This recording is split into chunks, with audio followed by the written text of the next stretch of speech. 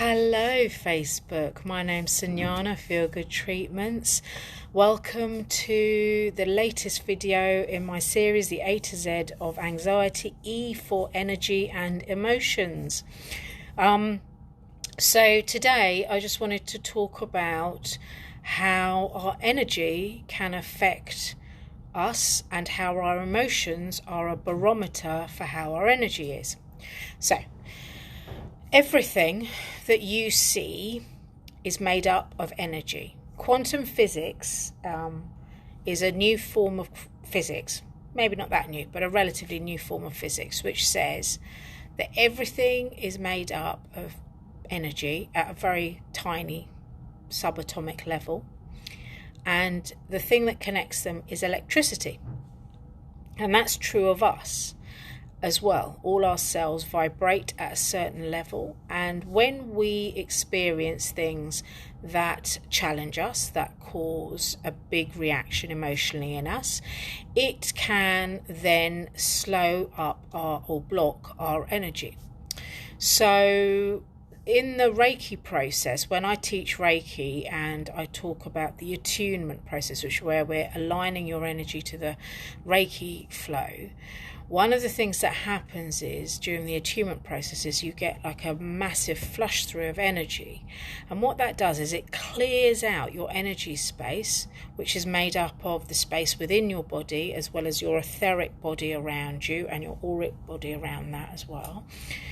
It clears out though and lets you release lots of emotions and experiences that have been clogging up your energy.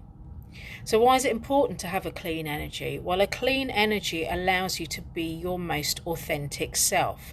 Now, by that, I mean, when you live in a family, when you live with someone else, whether it's one person, two people, lots of people, you all have energy cords that link you, and those cords can sometimes mean that you absorb other people's behaviors.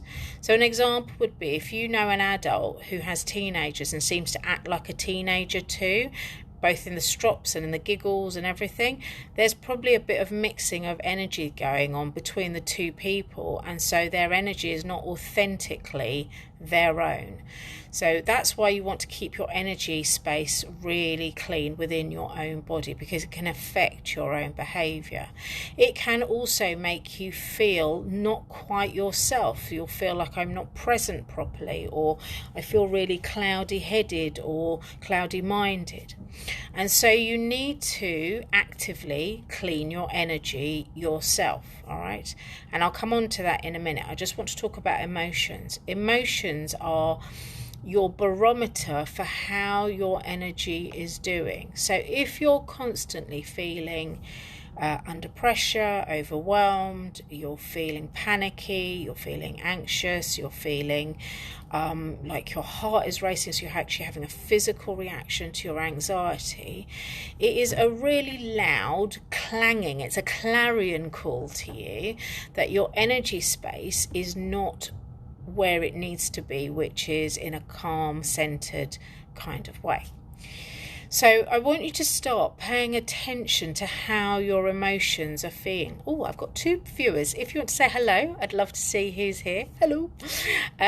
So over the next few days, what I'd like you to do is pay attention to how your emotions are feeling to you. So feel into how you feel before you go to an event. So supposing you had a work event that you're going to or a social gathering you're going to, feel how you feel about it before you go. Do you feel excited? Do you feel joyful? Or do you feel like you've got, a lump in the pit of your stomach and you feel queasy and sick? Okay. Then feel into how you're feeling. Become aware of how you're feeling when you're at your event. Has those feelings changed at all? So have you gone from feeling really joyful and excited to feeling more, this is okay, but I really wish I wasn't here, I could be doing something else? Or has the pit in your stomach actually alleviated and you're actually enjoying yourself more? And then finally, have a look at how you feel when you get home. Do you feel better? Do you feel good? Hello. And so use your emotions as your barometer for how your energy is going. When some people you'll be with and it's nothing they're doing, but they make you feel irritated or aggravated, okay? So some of that is about you responding to their energy and where they are in their energy space. So are they feeling aggravated and irritated? So teenagers are a really good example of this. And some of it might be because they're triggering something within you, okay? And so you use your emotions as your guide to how you're feeling and where your energy space is.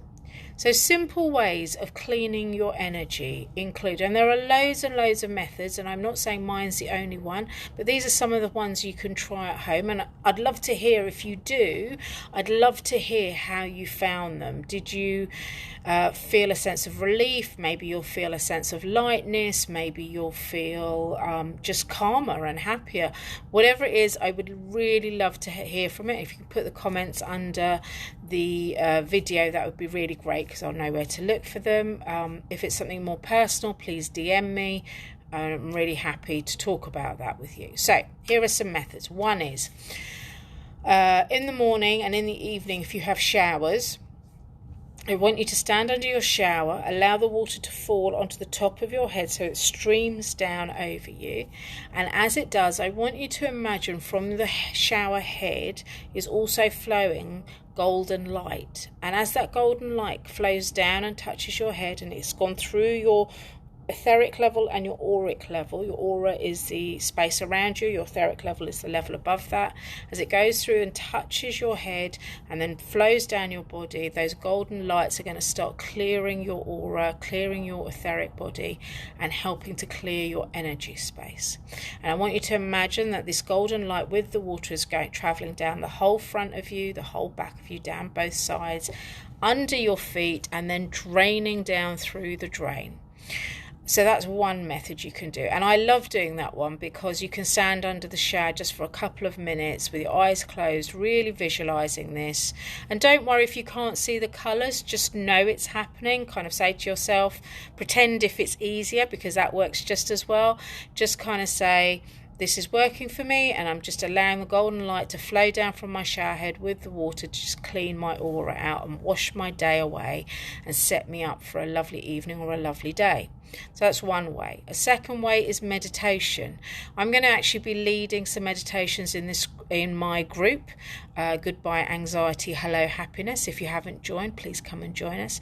I'm going to be running those probably from the beginning of April, and they're called the unconditional love meditation sessions. And they are designed to help you begin to feel more loving towards yourself. So there'll be a bit more about that probably in next week's or the week after's video. I'm just kind of working through them and getting the inspiration for them. So meditation is a form of it. There are many, many types of meditation on YouTube. One I quite like is any ones that talk about angel meditations to clear your energy. They're really good, so you could look those up. Another way of clearing your energy is imagining that you are, let's say, I'll give you an example. So I live with my husband, my cats, I've got 2 cats, and my son. And so there are energy cords between each of us. All right, so I have one with my husband, one with my son, one with each of my 2 cats. Supposing I was behaving quite irrationally like teenagers can do, that would tell me that my connection with my son, some of his energy is coming into my energy space, and he might be taking too much of my energy into his space. So what you do is you imagine the cord literally like a rope, if you like, from your heart and your solar plexus, hello Lucy, right the way through to his heart and his solar plexus. And then you imagine there's just this golden light moving from your heart going down through the cord and into his heart, and it travels back again to your heart. And as it does, it cleans that cord and allows you both to actually take back your own energy into you. So you've cleaned your cord, you've separated out your energies, and then you have just taken back your authentic power and your own energy, and so there's no mix of energies anymore. So the last thing I want to talk about with energy and emotions is when we live with people, most of us are caring, loving people, and sometimes we take on other things for our families. So by that I mean we take on emotional responsibility for our friends and family because we don't want to see them suffer. And it comes from the purest of places, which is that you care for them and you love them and you don't want to see them suffer. However, the downside of that is that it affects your health directly, your physical health. You know, we're not disconnected from our physical health. We are a mixture of our health, our physical health, mental health, emotional health, and our spiritual health. When we decide to take on the burden for somebody else, then it means we're also prepared to take on whatever illness or whatever things were lurking in their soul path. We're prepared to take that on. And so the result is that we get sick. So you have to be really careful with your energy space. And I can't emphasize this enough to you about being really careful about deciding, and a lot of you will do it unconsciously, but becoming more conscious of that decision of how you're going to help someone. So you want to help them in a way that empowers them. You want to help them in a way that allows them and supports them to go through what they need to do as part of their growth. But you also want to support them so that you're in a way that's protecting your own energy. So that's about creating your boundaries. And a couple of weeks ago, 3 weeks ago, I talked about boundaries. And this is a really good example of how you can protect your boundaries. So if you know someone who's unwell, support them with helpful practical things like cooking for them, doing shopping, getting prescriptions, that kind of stuff, taking them places if they need help with that. But on an emotional level, by all means be there, but just make sure you don't overextend yourself so that your boundaries are being stretched. And so in your sympathy, you're not taking on responsibility for that illness. It sounds like quite a far-fetched idea, but I have seen enough of it to know that it happens. And I've seen it enough to see that a lot of my clients who have anxiety or who have depression, they're often the people who rescue other people within their family. And you know what? When we rescue people, even though we're doing it from the best place, it's not actually the best thing that we can do for them. It can often end up being disempowering to them, and that's really unhelpful. No one wants to disempower anyone. So today I've kind of given you a couple of ideas to think about. Some of them might seem quite far-fetched to you, and that's okay. If you have any questions, as always, I'm really happy to hear from you and get your feedback as well. Let me know if you try the shower meditation, where you imagine the golden light washing your aura and your etheric body and your physical body, cleaning your energy, leaving it lovely and sparkling and clean of everyone else's. This is a particularly good one to do if you have to use public transport. Just imagine all those energy spaces jostling together. It's hard work, so you want to clean all of that off. If you've had a really bad day, so it's been like aggravation, arguments, or you felt really frustrated, that's a really good time to come home, do the shower meditation in the evening. Don't put the same clothes back on because they've still got all that energy. You want to launder all of that, so wash it all away. So that's that one. And then there's the energy cord exercise as well. Thank you, Lucy. It's very kind of you to say.